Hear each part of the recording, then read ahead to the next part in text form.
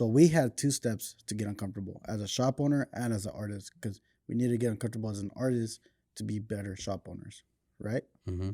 So as artists, again, you said we have to get uncomfortable charging more for our work. Yeah. We know, first of all, our quality has to go up.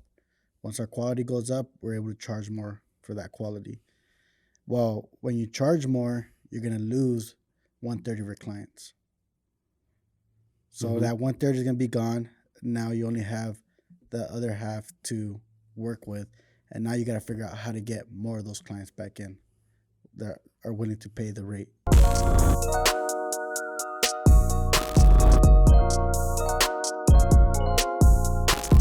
Welcome back to another episode of the IQ Project. I'm right here with my co-host, Ricky Tat. Yo, I'm back. My name is Josh Shade. You already know. Our sponsor is Iconic Tattoo Studio. For all your tattoo needs, please contact us on Instagram, iconic_tattoo studio. And for the podcast, IQ Project. Not the IQ Project.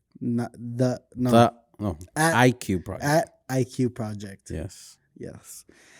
All right, guys. So I know we're getting back from all the holidays and everything. We're still in the holiday season. Just starting. It's one of those seasons where it starts cooling down, right? Yeah. Everybody The weather's cool. Weather's Was it cold in Glamis? Huh? You went to Glamis, didn't you? I did go to Glamis. It was pretty cold. During the day, it wasn't that cold when the sun was up, but as soon as you got into the shade, it got pretty cold. Tell them what Glamis is if they don't know what that is. So Glamis is It's a city called Glamis, California. Well, it's the Imperial Dunes up there by Mexicali, like right on the border on California. Our family usually goes out there once a year. Well, every year we go for Thanksgiving week, and we go camp out there. This year I only went for the day. It was pretty good though. It wasn't as busy as usually gets, but what happens at Glamis is basically everybody goes out there, it's dry camping, and it just turns into a whole city of just RVs and off-roading. Basically, it's just like sand dunes everywhere. Looks like Dubai. Yeah, it's pretty right? cool. I mean, in the middle of... You didn't go this year, but last year. I didn't go this year. No, I canceled the last minute. That's all right. If you really like off-roading and being on those Can-Ams and those four-wheelers, it's a good time. But I'm not really into. I'll just go to hang out with the family. And the food. Yeah, I think the food's the best part. Yeah. But since I'm on a diet now, I can't. So. Oh shit! We want to talk about it? No. So I actually forgot to introduce our other guy. Oh yeah, who else is? Oh, Big Dog. Big Dog decided to get in the mic today. Anchor Minds over here. Carlos. I didn't decide to get a mic. You guys made me get a mic. Yeah, bro, because we're missing our two seat fillers today. So no, I mean I saw his other podcast. He gave me a little snippet of it, and he talks over there all perfect and shit. But with ours, he's a little shy. Maybe because he doesn't have his corner and his mic and shit. Do you need a camera as well, or what? Yeah, I do actually. Where are our two seat fillers anyway? I don't know. They're still on vacation for the week. So today we actually have a good, interesting podcast.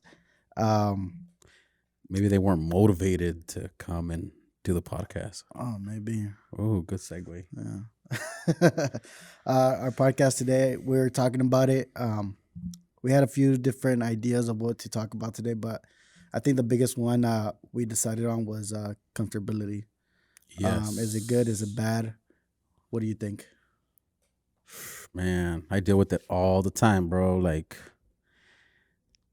you get these to be comfortable in a routine is happens all the time, and then it's easy to get into a comfort level, you know, with the money you make, with the hours you work, with the routine that you have with your family. But then, you know, if my mind wants more, you know, I have an ambitious mind, so I want to make more money. I want to spend more time with my family. I want to learn more, not only just in tattooing, but in business. So my mind tells my body, like, yo, get out of your comfort zones, you know? But just because my mind is telling my body, it doesn't mean my body's going to actually do it. And that's I think that's the whole. I think it's fighting that voice in your head telling you it's all right. You can do it next day or the next time. Yeah. Right. Yeah. It's definitely a mind battle. You know? Well, I think with comfortability, one of the things that people think is that you give up. Well, and it's true. You give up one part of one area for another, right? So How so? What do you mean? So like when we first started working, we first started opening up a shop, right? We neglected our health by working out, by, still being active, to just focusing just on our shop, right? And we got comfortable in that routine of just working on our shop, so we never went back to working out, focusing on our health and all that. Yeah, because you said you started like. Dude, I was skinny when I started this shop. Carlos, we're going to give you a picture of when we started because I actually have one I saw Yeah. the other day and everybody was like fucking skinnier, you know? Yeah. And so we'll put it right here, Carlos, okay? Please put it on, Carlos, or I will have to call you at midnight. Actually, remind me to give you it after. But anyways, yeah. I think that's one of the consequences of Being wanting comfortable. being uncomfortable, right? Like, Well, being comfortable. well, yeah, being comfortable, yeah. But what I'm saying is, in order for us to get a shop, because I mean, a little backstory. If you guys haven't seen our podcast, before we had this tattoo shop, we had a smaller tattoo shop next door in the same building. But before even that, I was tattooing out of my house, just tattooing every once in a while, being real comfortable with that because I had another job that was making me enough money to pay my bills. I wasn't, I didn't have extra money to save or whatnot, but I was comfortable. I was comfortable making that extra little bit of money tattooing so that I can get by. But then I told myself, I need to be uncomfortable. I need to look into a shop. I need to get in and own a shop so I can get uncomfortable with this lifestyle, And you had a different approach. I mean, a different background. I think when I realized I was comfortable is when I was working with your brother. Thinking back now. Because when I was working with your brother, I knew I had to go to work at 6. Doing party rentals, right? Doing party rentals, 99 jumpers. They helped me out a lot. So, yeah, I got comfortable there because I knew I had a steady check. I was like, okay, I just got to go work 3 days during the week and then all weekend. And I knew I could, do what I had to do. And when I realized, I wanted more, I decided that I needed to get out of this comfort zone. So what did I do? I didn't know what I wanted to do. So I knew I wanted to do something with art. Mm-hmm. So I just jumped back into school. So I focus in school, and then I focus at that job to help me out throughout that. And then when I moved away, that's when I really got into tattooing again. And I think that's what I'm sorry to interrupt, but I think that's the whole thing here with the podcast. If you want more, yeah. If you're cool with where you're at, I mean, props to you. But I have this thing in my mind that just wants more and more and more. Yeah. I don't know if it's bad. I feel it. I mean, I have it too. I call it ambition. Yeah. For lack of a better word, I'm very ambitious at learning more stuff. I want to be. I mean, I'm in this to be the best that I can be. If some people label us the best overall, cool, thank you. But I want to look back and was I better than last year? Mm-hmm. You know what I'm saying? And it's never ending. This journey is never ending. We're gonna be growing every year as far financially, physically, I guess. I've been growing physically, but. If you're comfortable, man, respect and teach us how to be comfortable, But I have an ambitious voice in my head right now. It's just learn as much as you can, man. What's next? Yeah. Or where can I push it next? We have a almost 2,400 square feet tattoo shop in the Inland Empire, and starting to feel small. It's starting to become. I'm starting to get used to it. Yeah. Not completely, And at first when we opened it, it was huge, and you can see it in our vlogs. You can see it. It's a big space. We have enough. We're not full with artists yet, but it's like anything. You grow into it, and then you start filling in those shoes per se, and then you say, okay, what's next? Well, let's start a little bit on the timeline. Like, I mean, going back, we're gonna tell you guys more about our journey, our story.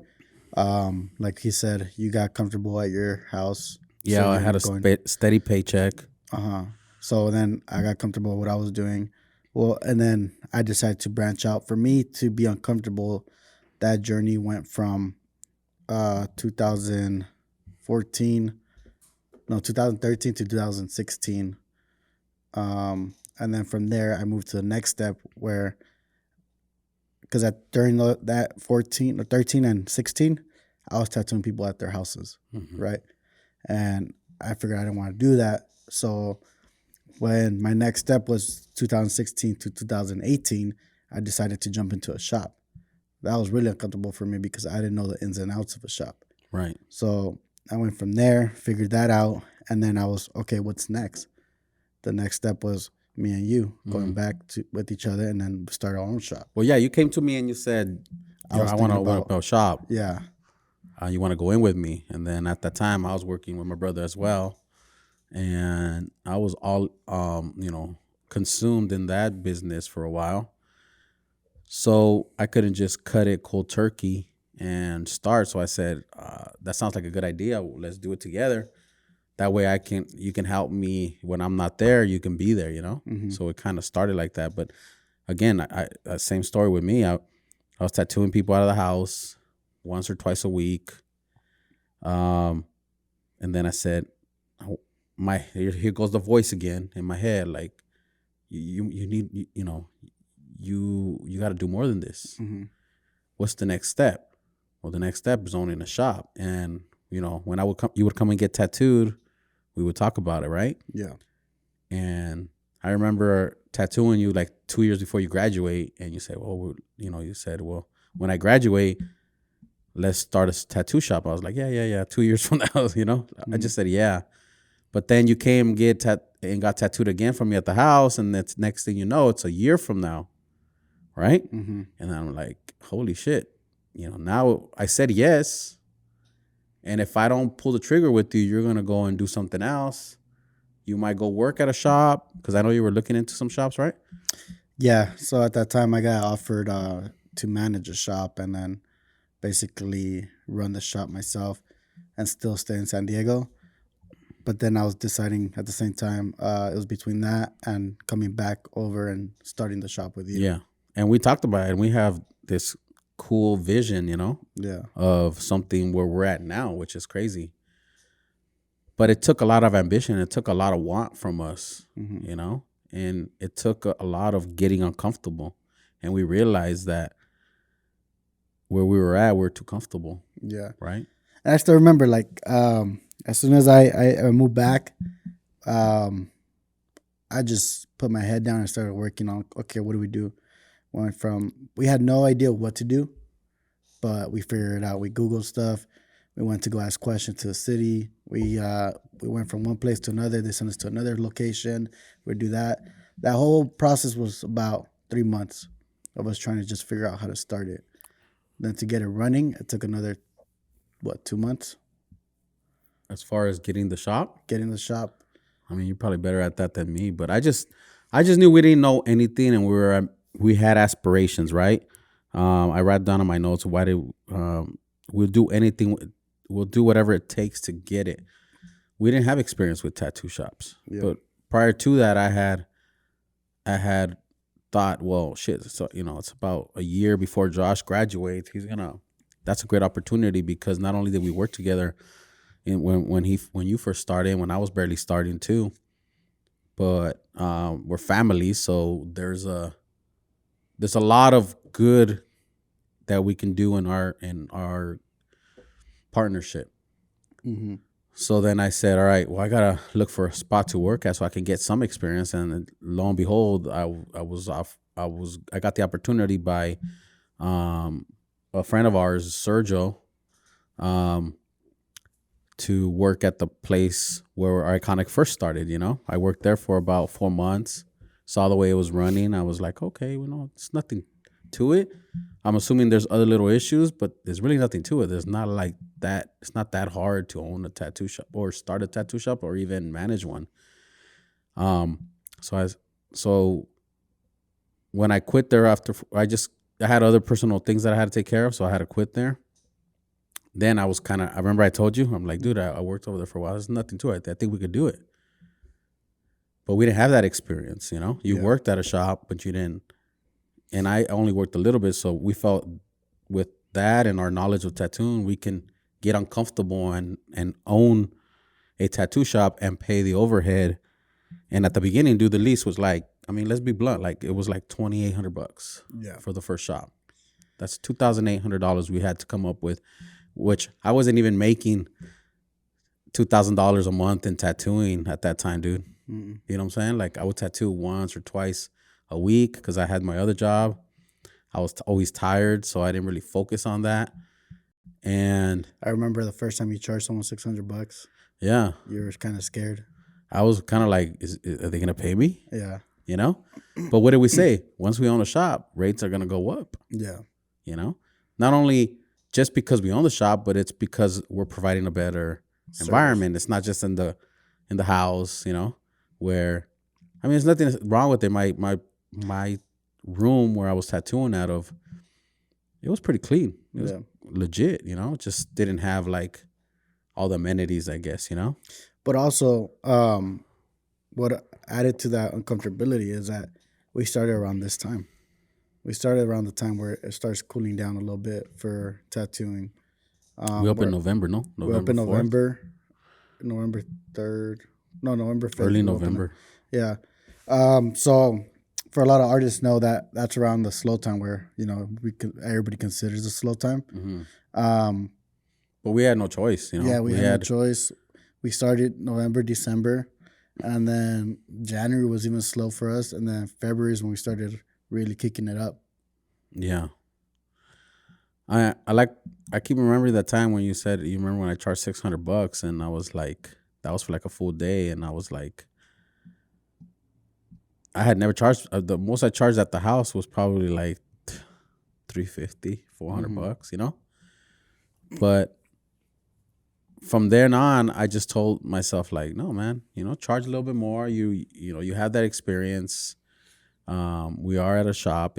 We're paying overhead. We're paying insurance. We're paying AC. There was at least, before we can pay ourselves, we had to make at least like $4,000, almost $5,000, right? Yeah.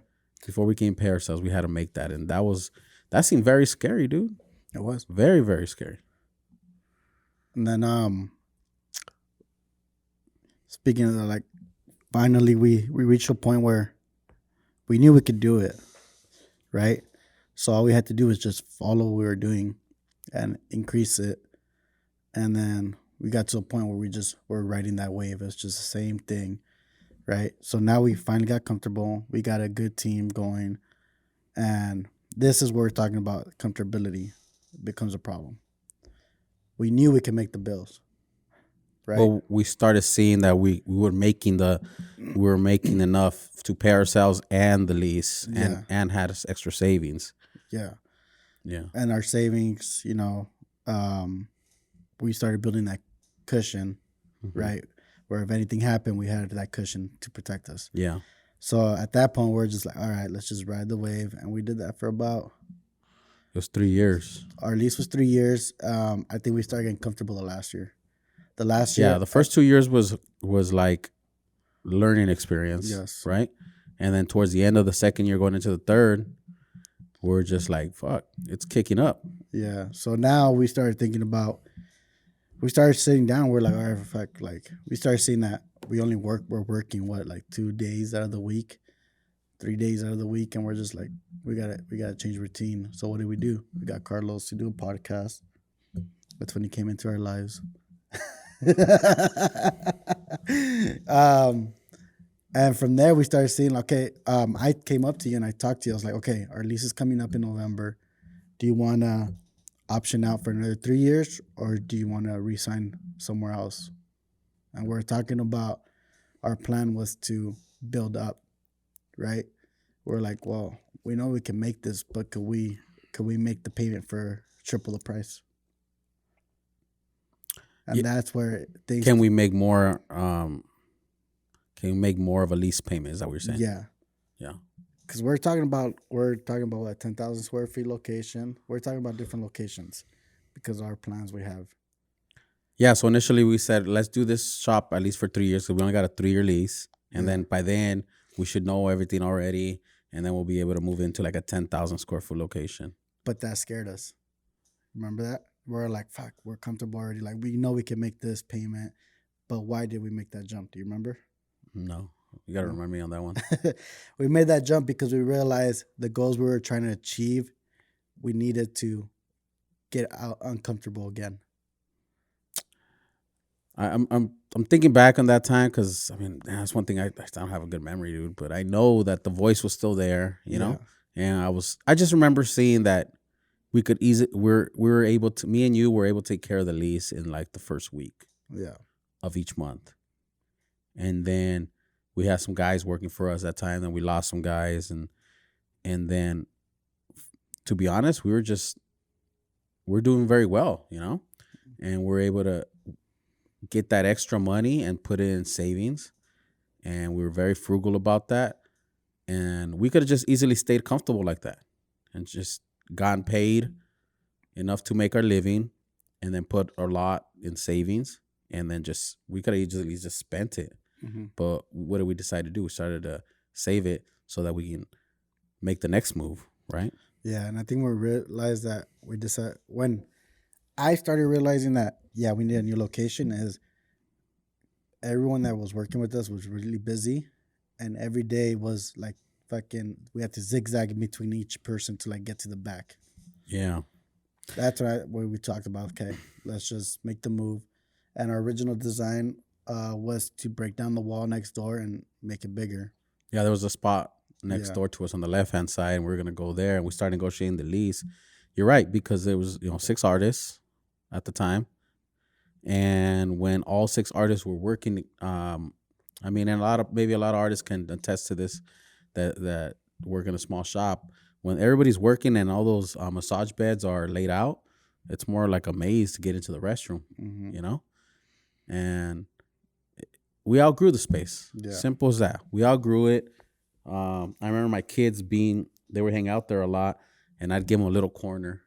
That was supposedly the drawing area, but it turned out to be that was their little play area, you know what I'm saying? That was Carlos' area too.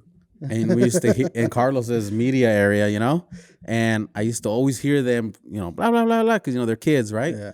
And I'd be like, hey, quiet, we're trying to give the clients a good experience, and you hear kids over there fighting and stuff. And at that time, they're like 5 and 6. So if you got 5 and 6 year olds, you know how they are, right? And that's when I knew we need to grow bigger. Well, it goes back to we weren't able to provide the experience we're telling people we could either. Well, we were.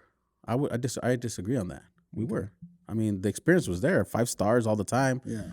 I mean, it's not like they were. We were to our capability, and then had we could have stayed comfortable and given that experience, but we want to push it to another level. So that's why we got that extra money we saved, and we did this jump to here. Yeah. But the experience was there. I disagree on that. I think we were giving them full experience. Okay, true. I think the next one we should have a on-staff massage therapist. Damn, bro. That's actually a good idea. It's coming up. So yeah, what did we do? So we could have just we could have just stayed comfortable there, racking in the money we were racking in, quote unquote, right? Mm-hmm. You could have gotten a fucking, $200,000 Jeep or something, I could have gotten my lifted truck or whatever, but what do? We got uncomfortable, and we used that money to grow. And by chance, this space where we're at now is on the right side of our old studio, not on the left now. The wall's already broken in, so there's 2 units that are just open. Mm-hmm. So we instantly went from 1,000 square feet to 2,400 square feet of space. tripled our lease, tripled our overhead. Now we got to at least make $10,000, dude, before we could even cut a check. And if it's in the summertime with the AC, that's 2 ACs running. And that's what people don't talk about. They don't talk about that. Yeah. You know, in podcasts, tattoo shops, they don't talk about it. Like, this shit's a business, dude. You know? And every time I start talking about it, I get riled up. But tattooing is a business. And you have to take account overhead, AC use, lighting, you know, materials, restroom supplies, cleaning supplies. You know, it doesn't seem like much if you're at a household. You know, it can be $100 a month. But when there's now we have 6 guys plus guests, usually there's like 12 people here. That's a lot of bathroom use. That's a lot of AC, electricity. That adds up if you break it down. So we have to make that money now. Yeah. You know what I'm saying? And that's why tattooing is a business, dude. We can't tattoo for fun if we're on the red, dude. Our managers will kick us out. So rates got to go up, you know? So going back to that, how you said, yes, we decided to be uncomfortable and triple all our costs to give a better experience, because you said, you know, you did say earlier, you felt like we weren't giving them an experience. To a certain extent, we weren't, but it's all we could do at that time with our resources. We did to our best of, like you said, best of our ability. Right. And had we not cared about growing, and then we don't have this ambitious sound in our head, we would have been like, well, it is what it is. This is what we can afford. And there's shops that run for 10 years. I mean, think about it, dude. In 3 years, from having no experience to 3 years, we doubled our square footage, moved into a bigger location. If you really break that down, that's pretty impressive, dude. We got to pat ourselves in the back for that, to be honest, because that means we didn't take those winnings or profits, as business term is, and spend it on ourselves and go on trips, you know, or buy a nice Mercedes or whatever. If you're into Mercedes, are you into Mercedes? Nope. I don't like luxury cars. Right? Or gold chains, whatever. Yeah. We didn't use it for ourselves. We used it to get uncomfortable again. So why did we get uncomfortable again? Again, it goes back to I think the original plans we had. The original plans we had was to grow to a big spot. We want to buy our own location in the future. We want to buy a 10,000 square foot warehouse. So it goes back to what's the next step. We're taking step by step. Our first step was to open the shop, see how to run it, figure out the kinks we needed to fix, and then we moved over to the next step, which is this location. Now from this location, we're going to have a whole new problems to fix. Problem solving. That's all it is. So from those problem solvings, now that's going to help us move to the next step. Yeah. Yeah, because we could have possibly gone into a 10,000 square foot location at that time when we were looking to expand. But me and you knew we were going to be over our heads a bit and stressed out. So this was the next Baby step. Practical step to come to this spot, which is double. So now we're in year 1. We're almost about to complete year 1, huh? Mm-hmm. Or did we? No. When did we open it? In February. Yeah. So we got about 3 months, 2 months, 3 months? Mm-hmm. 3 months to complete a year, dude. You know?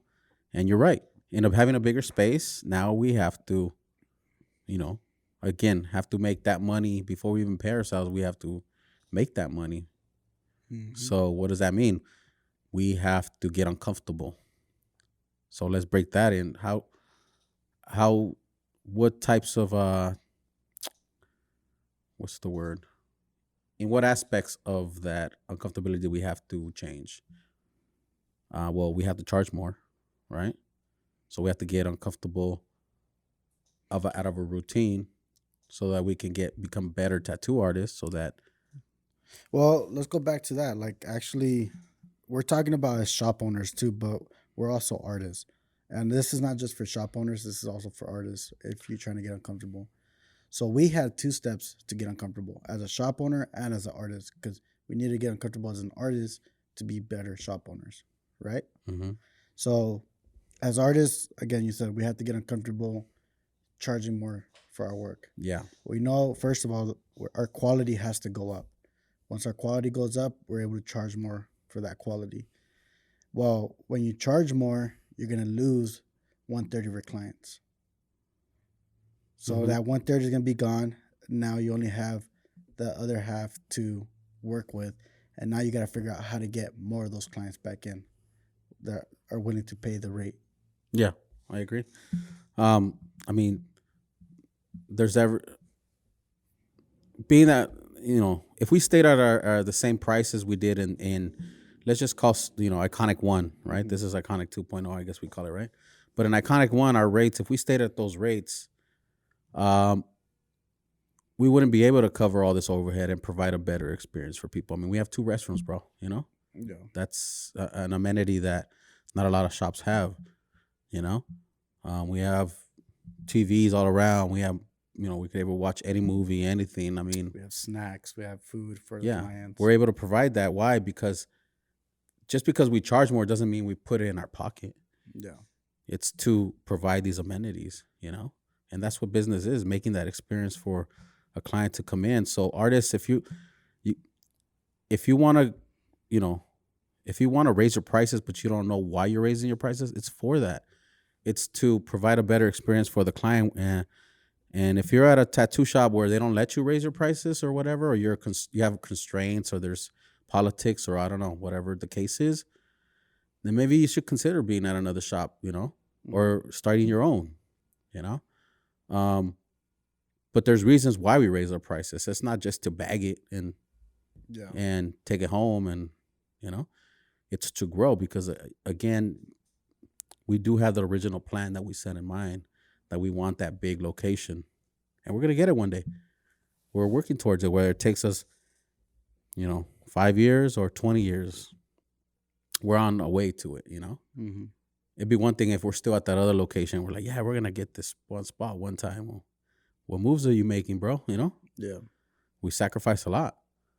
So as artists, if you're watching this and you guys like what we say, I mean, you have to get uncomfortable in a certain way and figure out your life, how you're doing your tattooing, how you're doing your business in the tattooing, and see where you can become uncomfortable, so that you can get those positives of being able to get more value and charge more, right? Yeah, that's true. And how else do you get uncomfortable too? So you have to learn more. That means instead of going to party, I mean, I don't party anymore, but I mean, I did go to a restaurant this weekend. It was pretty cool. Well, for me, when I decided to get uncomfortable, was I realized I can't just tattoo. So I got back into painting. That was my way of getting uncomfortable. I had to learn a new medium, and I knew this medium that I learned is gonna help me with what I was already doing. And for you, I believe that's video editing. You learn how to video edit yourself, and really going into that program to I don't know. I guess you just wanted to try something new, right? That's a small part, dude. To be honest, me has just been more on the business side. That's been more the video editing is kind of like 10-20% of my time. Most of the time is just consuming a bunch of business stuff. Trying to step on Carlos' toes. No, he's the man. I always did it. You know what I'm saying? Yeah. I always did it. So sometimes I'm like, I get impatient. So instead of waiting for Carlos to send me a video, so I'll do it myself. Even though, anyways, I don't want to talk about that right now. Damn, those are fighting words, Carlos. Those are fighting words.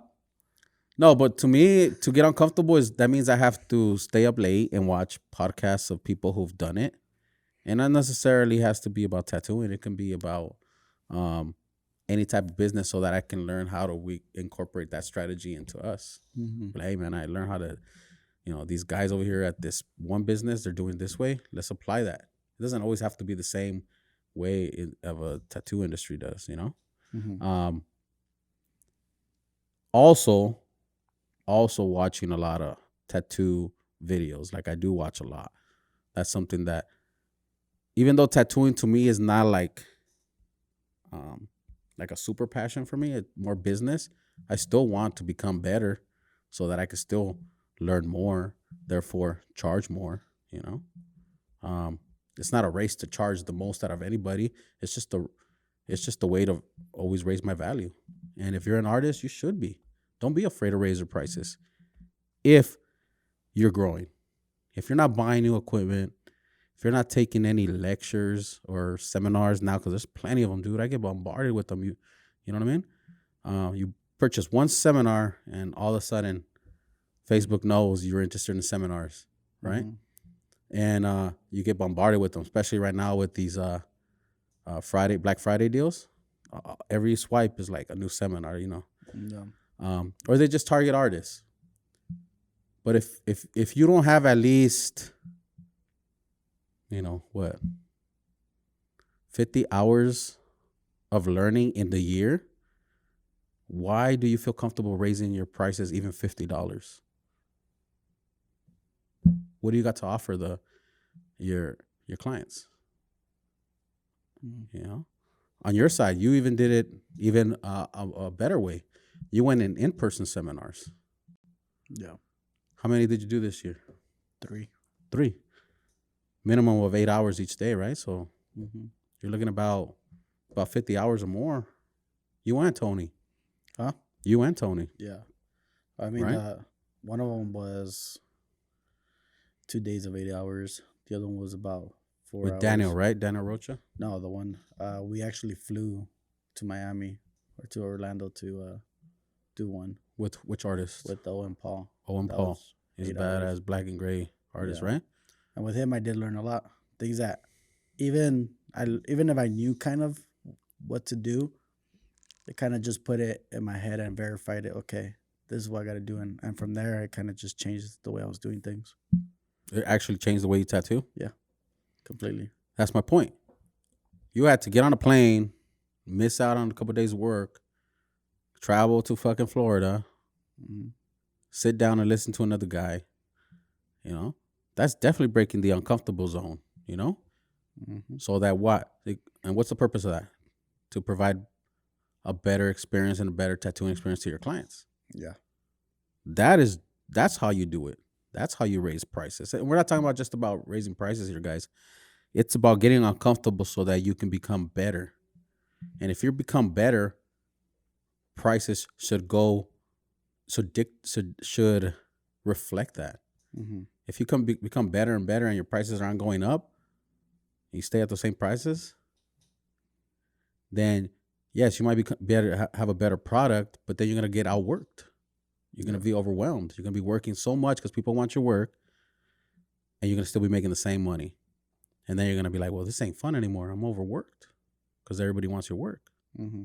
But if you raise your prices up, you work a little less, and you still make more money, then you can use that money to grow your business and reinvest it into maybe a bigger location, a private studio, whatever, to grow you as an artist. If you want more. Again, let's clarify that.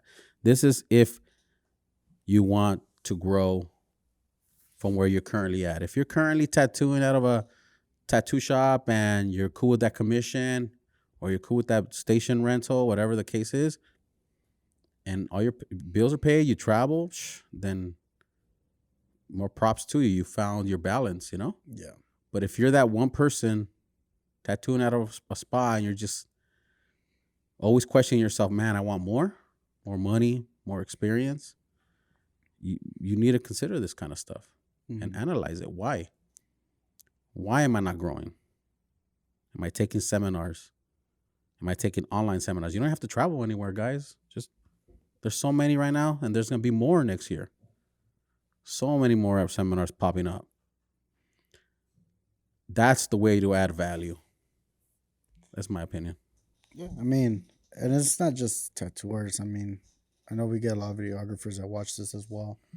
Like Carlos, I remember you telling me your story, like how you went back into filming after not doing it for a while, right?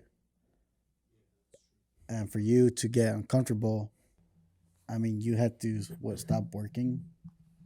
Well, you're still working, right? When you started filming with your brother-in-law? When I started, yeah. Yeah. So what was your step? Like, where were you at to a point where you realize you needed to, I guess, go all in to really focus on it. Get uncomfortable to grow. By the way, I do watch a lot of YouTube videos on how to do podcasts and videography, so beware. No, I feel like for me the breaking point was when I feel like it was when I realized I could actually make a living out of this. That was for it for me. I think the job I was working at the time, it wasn't that I was comfortable. I had to pay bills, but I realized that the breaking point for me to go ahead on with this was when I realized I could actually make an income out of this. And then, I mean, just recently in last year, I got a little too comfortable last year, and I started to notice that. And it started to kind of display on my creative aspect too, though. I wasn't getting creative. I was just giving out the same content all the time. So just in the last couple of months, I've been doing more research. And do you think to get uncomfortable, you need someone to be there and be that voice sometimes? Like, I mean, you and me, we argue back and forth, right? It's not arguing. It's, I don't even know what to call it. It's just us fucking. I want to say argue is just. Is it arguing? It is arguing, yeah. No, it's because I know you. Yeah. You know what I'm saying? And you know me. And I think you need somebody to call out your bullshit. Yeah. You know, because if there's somebody out there not calling you out. As a person, you get blindsided. You get stuck in a routine. You don't even know that you're in a routine. You don't know that you're doing this. So you calling me out and me calling you out, that's helping us grow together. Yeah. We call Carlos out, and I call Carlos out all the time. That gets us better content. Yeah.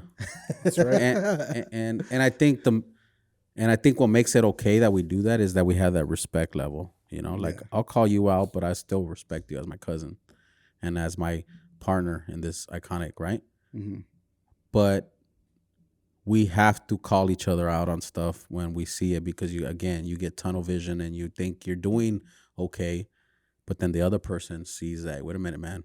You know, let's talk about this. You know, you slack here, or you're doing this or you're doing that. You know, mm-hmm.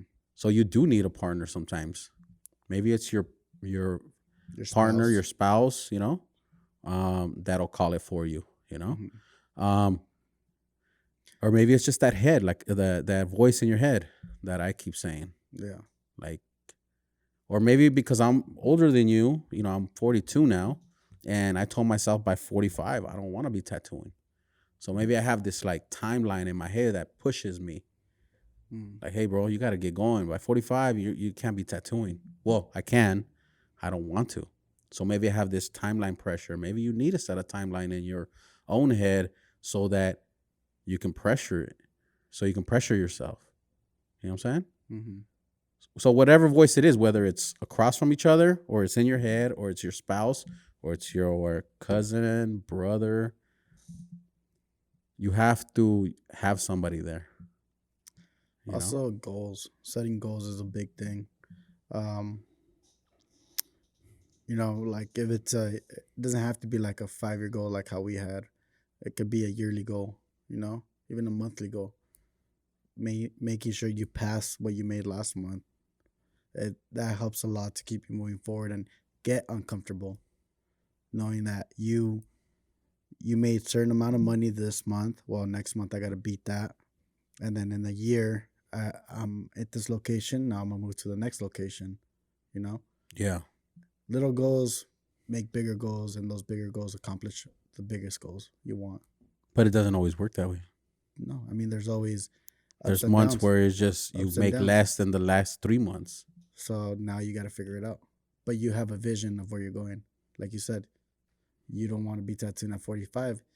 Maybe that doesn't happen, but you still have that vision of you not having to work. No, it's going to happen.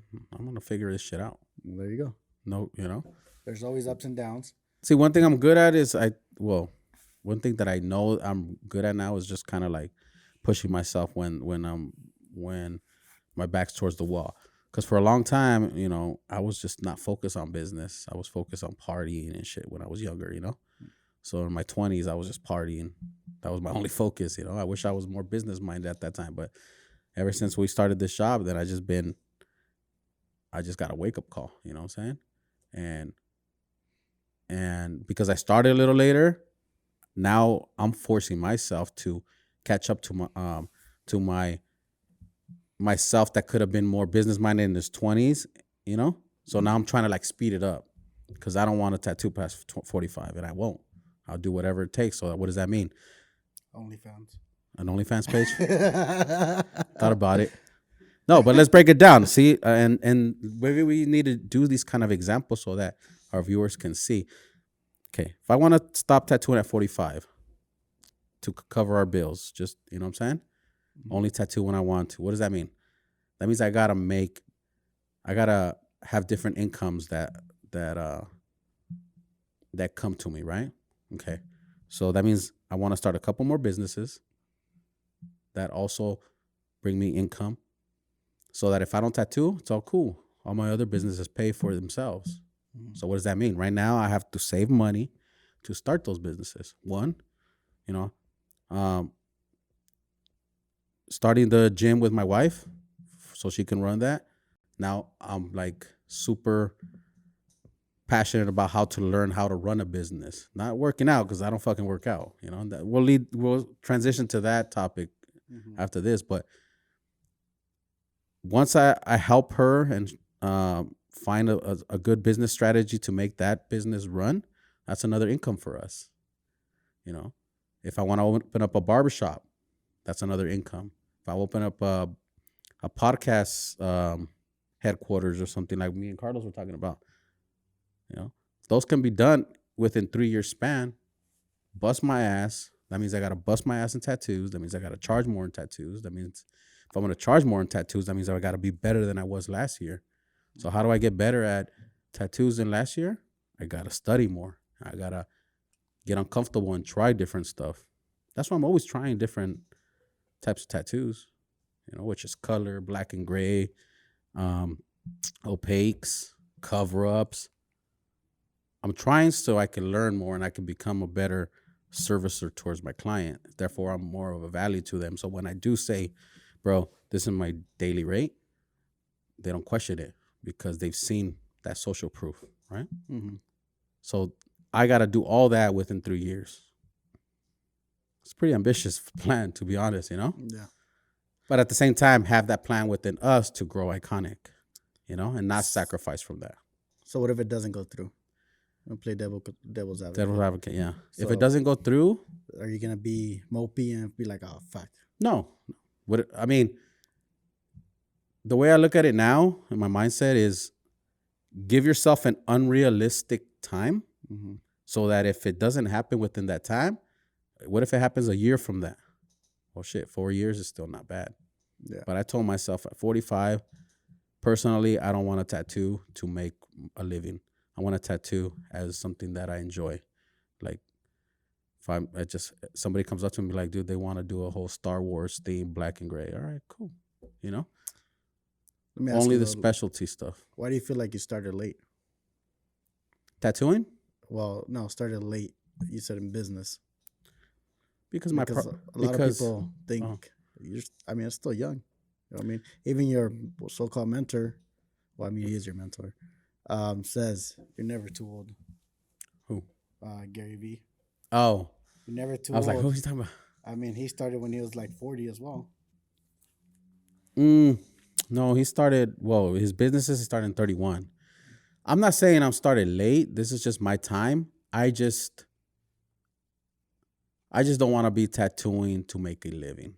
Mm-hmm. I want to tattoo because the subject matter interests me. I don't want to tattoo on a daily 5 times a week, right, like I'm doing right now. You know, I want to transition into running businesses because I always wanted to run some more businesses. You know, you're right. It's never a right time. Some people started at 21. We have an apprentice right now starting at 19. Can you imagine if he stays consistent till he gets to 42? Romeo started at what, 23? 24. You started at what time? What age? 18. 18. See? But But doing business wise, I started at 20, 25. 25. That's fucking still early. At 25, dude, I was just thinking about, you know what? You know? And that's a regret that I have. But at the same time, that was life, you know? It is what it is. But honestly, Now, it's hard. Like, I mean, if you think about it, it's hard. It was hard for me. It's hard for Romeo. It's hard for them starting that early because you're surrounded by friends and you're surrounded by this idea that you're supposed to enjoy your 20s. Now I think about it differently. I mean, when I first started, we would argue, or not argue, we would talk about this, how it's hard to stay on that mentality. Like, fuck, I gotta work right now, make this work, make this work. But I have friends who are over here partying and they're inviting me to go out and we have to drink all night and then, I don't have to work the next morning. Um, so I guess going back, it's like just building that mentality as well. yeah. I mean, I have respect for all you guys that are younger and doing it, you know? But in my case, I just told myself, you know what? I have this date, 45, this age, 45, that I don't want to do it. It's not to say if I continue, I'm 46, I'm hoping like, damn, I didn't get my goal, right? Going back to what you said, it's a goal that I set myself as an ambitious goal, but that just kicks me on my feet. And that just makes me want to work harder, and because I have that goal. It's like, okay, you mentioned my mentor Gary Vee, right? Gary Vee says he wants to own the Jets, which is like, by the time he wants to buy, it's gonna cost him like fucking, I don't know, $10 billion. You know, Billy's like $1 billion is a lot of money. That's a very aspirational goal. But he says it, if I don't, in order to do that, I have to work really hard to get to it. Well, my version is I want to stop tattooing at 45, not stop completely. Again, stop as a means of surviving. You know, I'll tattoo when I feel like it. And that's an ambitious goal for me, so I can try to. So what does that mean? It's crunched up time. Realistically, it could probably happen like at 50. But if I crunch it down at 45, that's 3 years. What does that mean? I got to work 3 times harder or twice as harder than at 50. That's why I'm pushing myself. That's why. And it's just a goal that I personally set for myself because I didn't start at 21. I didn't start at 25. I started tattooing professionally I started tattooing hobby at 28, here and there.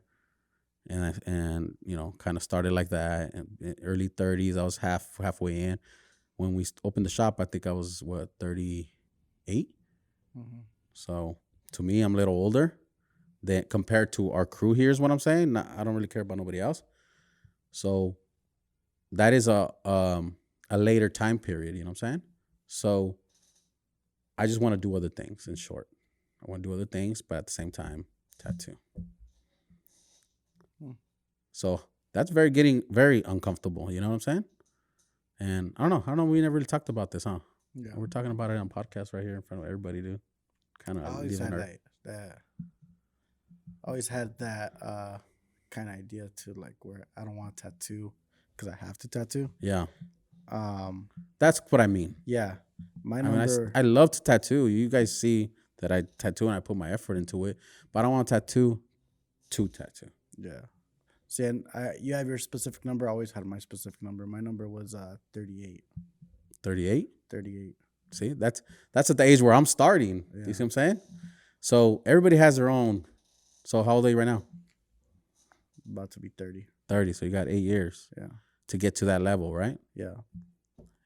I think it could be. I mean, of course, it can be done. Definitely can be done. But if you're consistent within, it depends what you do within that time, right? So there's voices in our head, dude. Everybody has voices, and my voice is like, come on, Ricky. Come on. I mean, like we said, going back to starting a business at 25 with you, that voice of me fighting, I could go out partying, or I could fucking stay in and just fucking work for the next step. Yeah. That was the voice I had to fight. And I feel like everybody has a voice to fight. Some people call it, that bitch voice? Right? I don't know. Yeah, it's that bitch voice telling you, just fucking, you're good where you're at. Don't, just why do you want to just be uncomfortable? But to get to the next level, you have to be. If you set high goals for yourself. Yeah. And I think not everybody thinks like that because their actions would show that. Mm.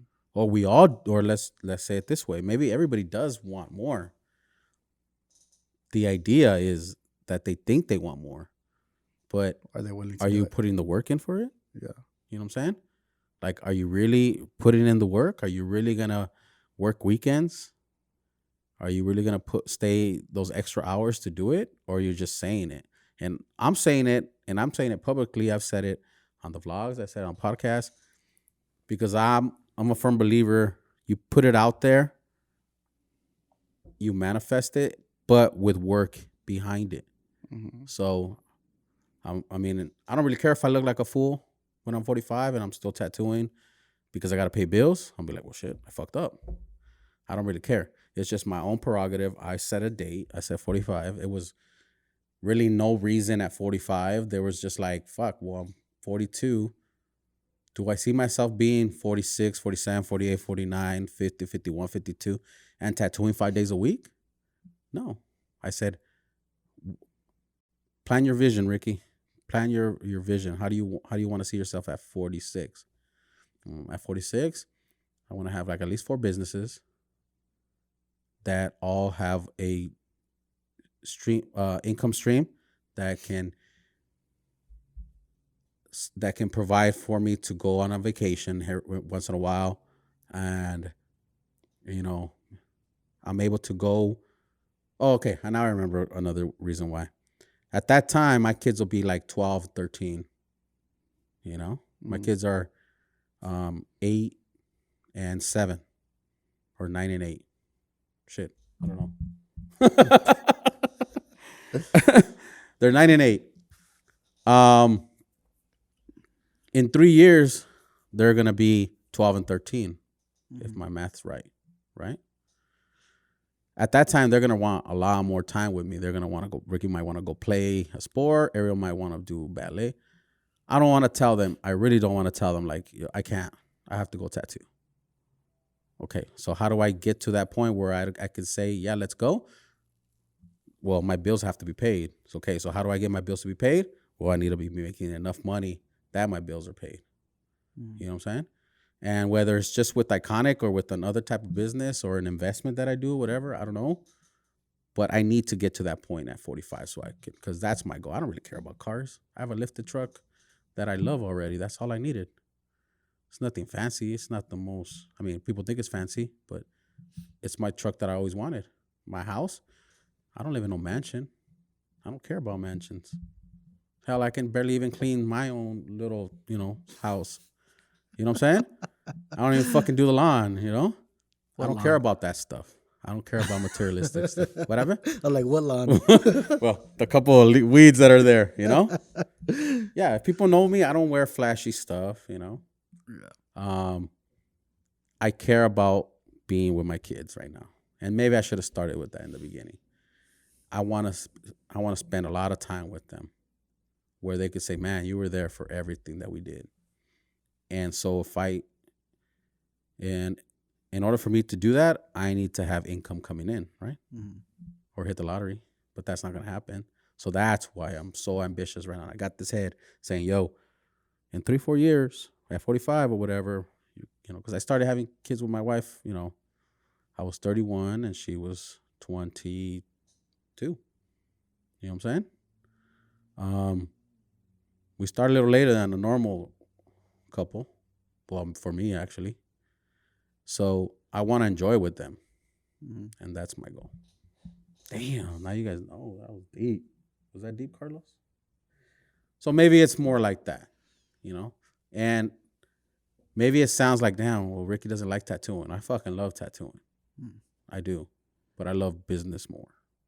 The same shit. Kind of, sort of. I love the business of tattooing. Yeah. I love it. Yeah, it fucking interests me. It always baffles me how somebody can come with thousands of dollars to get art on their skin. I just can't understand that. Maybe because I don't have any tattoos. You know what I'm saying? But if we break it down, bro, like think about it, primo. They're paying us for them to draw on their skin. Mad respect to them. I just can't understand it. Can you understand it? I do, because I look at it as now as an art collector as well.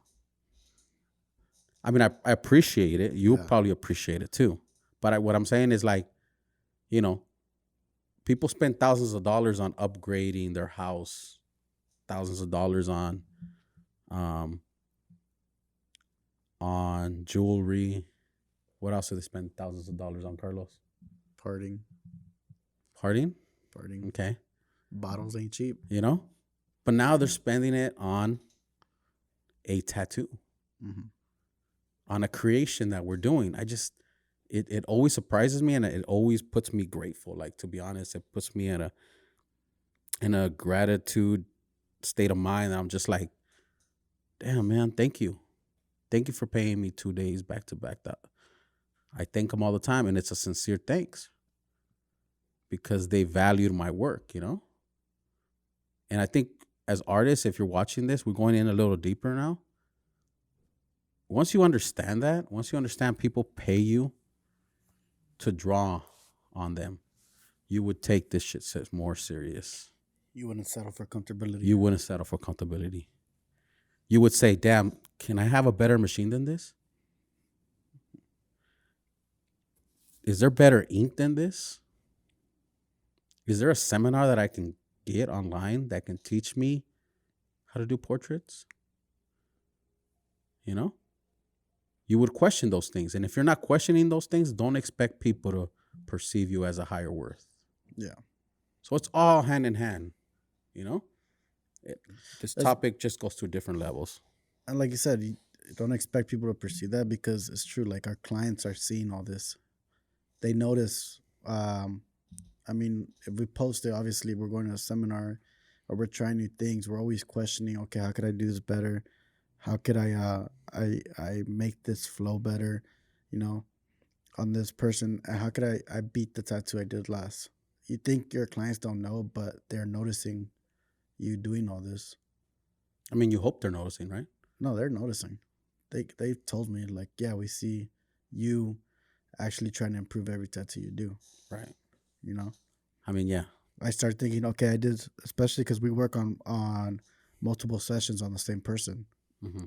They see we don't approach the tattoo the same way we did the last time.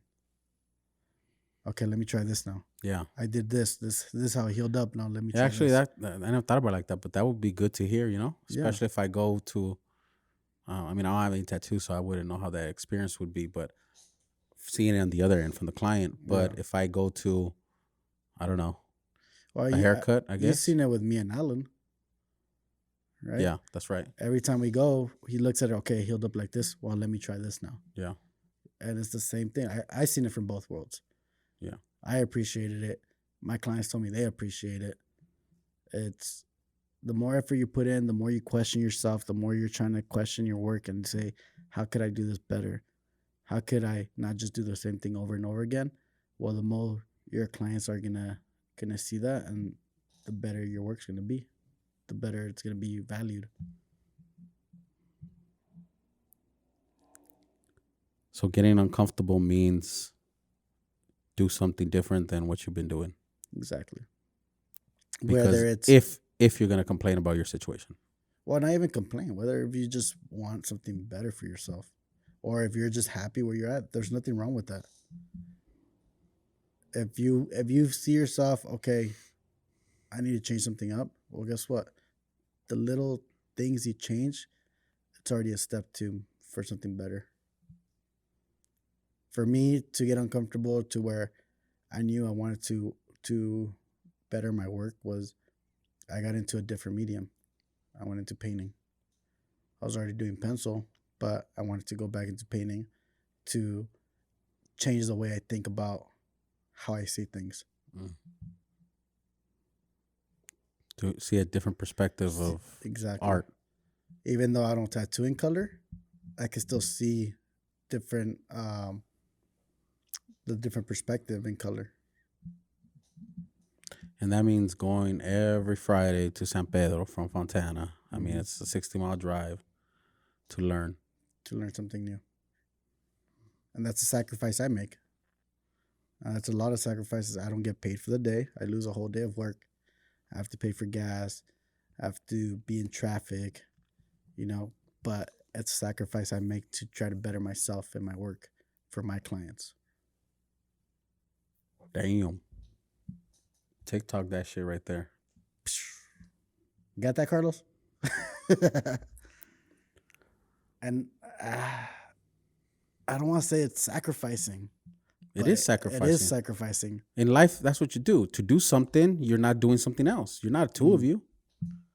Yeah. Sacrificing, I think nowadays has a bad connotation. Is that the right word? Connotation? Meaning. Yeah. You know what I'm saying? For me, yeah, it's true because. But we have to.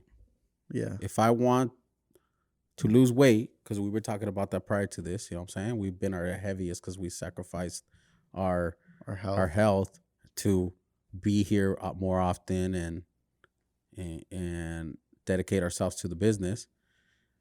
The sacrifices I got to do now to drop weight is eating the good stuff. Stop drinking. I stopped drinking for like 3 weeks, and then I had a beer the other day, but I really like it. Anyways, the point is that I used to drink a lot, so I want to lose weight. I got to stop drinking. This sacrifice, it's not bad. It is what it is. Sacrifice. We're not two people. We can't have our cake and eat it too. Ooh, cake. Did I just say cake? Oh, that sounds good. You know what I'm saying? But what do we used to do here? We used to work a lot, have mariscos here all the time. Go grab beer after. At Buffalo Wings and Rings. And our bodies took a toll from it. But we were here a lot, tattooing, building this. And now we look back, we close our eyes and we're like, shit, dude. Why can't we look like that picture that we showed in the podcast? You know what I'm saying? Yeah. Well, even so how do we get uncomfortable with that? Well, how do we break that comfortability? No, I want to talk about how even last week I had a podcast with the apprentice, right? And we're talking about sacrificing as well, sacrificing things. And one big thing we were talking about is sacrificing relationships. And I think you get used to these relationships. You get used to friends and family that are going to be there, But once you set your eyes on something better, unfortunately, these relationships are some of the ones you have to sacrifice for a while. And some people will understand, some people won't. While those people that don't understand, well, maybe it's better that you did sacrifice those because do you really want that in your life? Because once you're trying to better yourself, you're going to have less time for other people and your circle gets small, which is not bad. It's not a bad thing. It's actually better because now you have things to focus on, smaller things to focus on. Yeah, I think every age group has different situations. I think if you're younger, you have more quote unquote friends. But one thing I learned is as you get older, there's really not that many friends. They're all at the time, they're like a lot of friends are benefiting each other. They're a friend for you because they're benefiting off of something, and you're a friend to them because they're benefiting off of you. Those relationships you'll see throughout as you get older, they don't really matter anymore, dude. They're acquaintances. They're just, you'll see. They'll eventually fall out. I'm 42 again. I don't have that many friends. So you're saying Carlos is not our friend? I mean, I don't. Just fucking with you. Honestly, I mean, if you want to talk deep, like he's cool acquaintance, but I don't share bread with him, and he hasn't came to one of my dinners. So once he does that, he's a good friend. Right, Carlos? You gonna take up on that? No, I'm just being real. Like I love him. I got love for him, But like I said, I don't have that many friends. I lost a lot of friends throughout my years, but it doesn't matter. Who's to say you gotta have a lot of friends? It's as long as I have family, maybe that's why I don't need a lot of friends, because I have a lot of family, even family you lose throughout your journey. Yeah. But it's okay to be selfish and want more. Because what's the alternative? Have less and have more friends? You choose. Or have both. If you know how to do both, props to you. I don't know anybody, and we hear a lot of podcasts that say, yeah, I have a lot of friends through my journey of making it. It's just the consequence you want. If you have a passion that keeps talking to in your ear and saying, you got to go for this, you got to go for this. Mm-hmm. Can't be at a party, can't be at a club, can't be at a races, can't be at a off-roading event and still make money. Not in the beginning anyway. You have to be here tattooing. Mm-hmm. Right? What do you think, Carlos? Acquaintance. What do you think? Best acquaintance? You guys are right. Yeah. Wow. Carlos, the man of many words, very eloquently said that. No, I mean, you guys are speaking for yourselves, so. Yeah, I am, dude. You guys are on point, so. I think a lot of times we self-criticize ourselves. Oh, man, I'm losing friends. It is what it is, dude. The journey is with the journey. And you're going to lose friends. You're going to gain friends. You're going to keep friends. And the ones that do stay within your circle as you grow, value them because they stayed there. Mm-hmm. And they understood. And they didn't say, like, I hear it all the time, dude, when I go family. Oh, man, I don't even see you around, bro. You don't come around no more. I'm like, well, I got to pay bills, homie. You know? I'm not questioning you if I haven't seen you for fucking 5 parties. Mm-hmm. I know you're doing shit. But I don't go to them and say, what's up, man? You know? Sorry I missed 5 drinking fucking parties. I got to pay my bills. I got aspirations that I have to do while missing that. I can't be at both. So, I don't know. We can go into a whole different topic there, but. I show up late. I show up late and I leave early. Hey, well, there's another way. Yeah. You know? Sometimes I'm just too lazy. I'm like, No, but maybe that's why, we lose some of the friends. Yeah. You know? It's a struggle, man. But we're I guess we're diverting off the whole thing. Again, that's part of being it's not really diverting because we're talking about one of the negative things about comfortability or getting uncomfortable. Yeah, because if you stay comfortable, you just have go. All those friends, yeah. You're gonna have all the friends you want and be available for everybody. But then you're not gonna grow. Yeah. Like in order to grow, you have to submerge yourself into learning, doing, or learning or doing. Mm-hmm. And you can't learn and do while living your regular life. It has to change. Some of that stuff has to fall. Less Netflix. Go less to parties. Less drinking. Less drinking, because you want to learn and do. Yeah. You know what I'm saying? But there's no right balance. Nobody's say, "Oh, do it for a year, bro," and then after a year, you're good. Everybody has different paths. Yeah. You know, and with uncomfortability, like in order to get uncomfortable, you have to work, right? Mm-hmm. You have to do something different to change your state of where you're at. And then after that, you have to find a balance, right? Because people say, "Oh, well, find your balance of life." I wanted to say that. I mean, lately I've been on a vibe where it's like, your balance is your balance. You know what I'm saying? Don't be so self-critical if you don't have life balance. There's no such thing. Me personally, if I have to work a whole week, 7 days straight, and I didn't see my kids because I have to work 7 days, I'm fine with it. And if the next week I only work 1 day, and then I see my kids or with my family for 6 days, I'm fine with that too. It's whatever makes, at the end of the day, right for your situation. Right? Mm-hmm. But I feel like a lot of people want to find that quote unquote balance. Let's not worry about what the quote unquote balance is.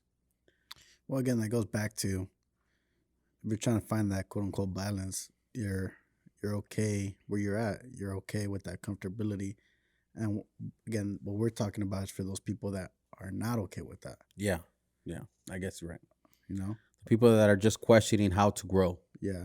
If you're happy working from 9 to 5 and, you get to go home on the weekends and you spend the weekends with your family, and then you go back to work on Monday. That's perfectly fine. That makes you happy. Congratulations.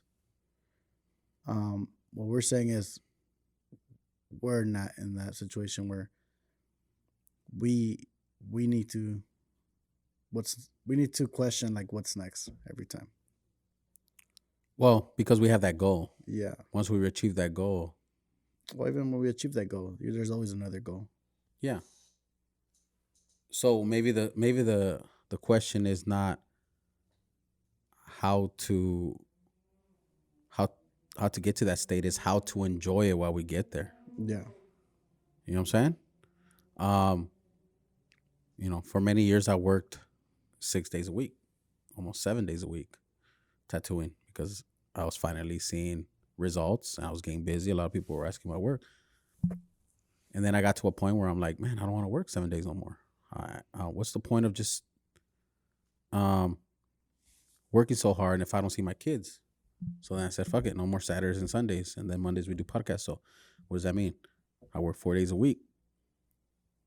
That's my balance right now. And it's working fine. But now I'm saying, okay, I'm kind of seeing too much of my kids right now. No, I'm just kidding. Maybe I want to start working next in the beginning of the year again, Saturdays and Sundays for a little bit. But as long as I'm fine with it, as long as you were fine with it as well, like as far as you're changing your schedule. I mean, I guess that's, like you said, that's your balance. Yeah. My schedule is I work Tuesday through Thursday. I go paint Fridays and then work Saturday and Sunday. Mm-hmm. That's what I like. Yeah. I like being here Sundays. I like being when it's quiet because most of our guys like to take their Sunday off. Now you're going to be by yourself. Huh? I think you're going to be by yourself now. Even better. Now, I don't know. I mean, for me, Sundays, I've always worked Sundays my whole life. With my parents, Saturday and Sundays was always working. Yeah, you knew Sundays. Sundays for me, it's always been a working day. So it's just natural to me to work Sundays. I mean, later on in the future, maybe I will take them off. But for now, I'm you like Sundays. Yeah, that's fine. It's a balance for me. So, like, how do we get uncomfortable now? So we started our timeline from us, right? Going from me, the garage, you at a tattoo shop, not a garage, out of my house, I'm sorry. And you out of a tattoo shop in San Diego, to us collaborating and starting Iconic One. Mm-hmm. Then we got uncomfortable there because then we started doing well. Then we started getting comfortable there with the money we're making. And then we said, no, we need to move on to the next stage of our career, and got this place. What's our next step here? How do you get uncomfortable? Or are we in the uncomfortable right now? We're still in the uncomfortable because we're still trying to figure out the next step. We're like, okay. Well, we know the next step, really. The next step is I don't mean like the next step like that, like our goals and all that. But I mean like, okay, how do we get to the point where this shop starts running by itself again like the other one was?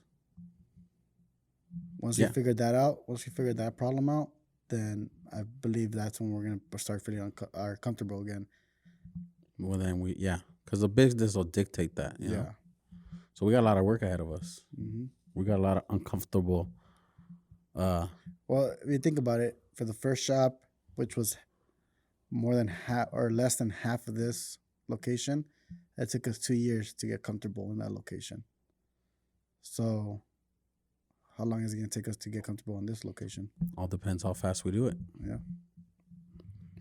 And I feel like if you're someone that is questioning if you're comfortable or not, I feel like you should really look deep down and think about, are you happy where you're at as well?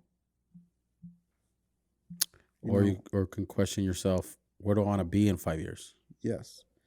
If you ask yourself those questions and you see that you're not happy where you're at, or you're looking for where you want to be in 5 years, like you said, then I think one thing that's going to help you get to that is sit down with yourself and just write out what you want to do, and now do something different and really do something out of the ordinary that you don't do. And then that's going to lead to you doing something else out of the ordinary. But that's going to go towards your main goal. And that's, I think, one way to start getting uncomfortable.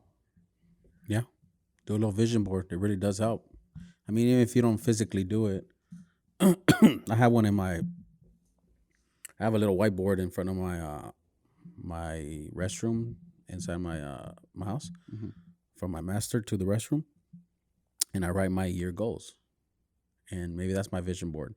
But I write the 1 year, build community, get better at tattooing. I always write that, and then learn more about business, and save. That's always those been my 4. Maybe that's how I can do it. Maybe that's how you guys can do it. It doesn't have to be like this elaborate vision board or this list, just wherever you see it.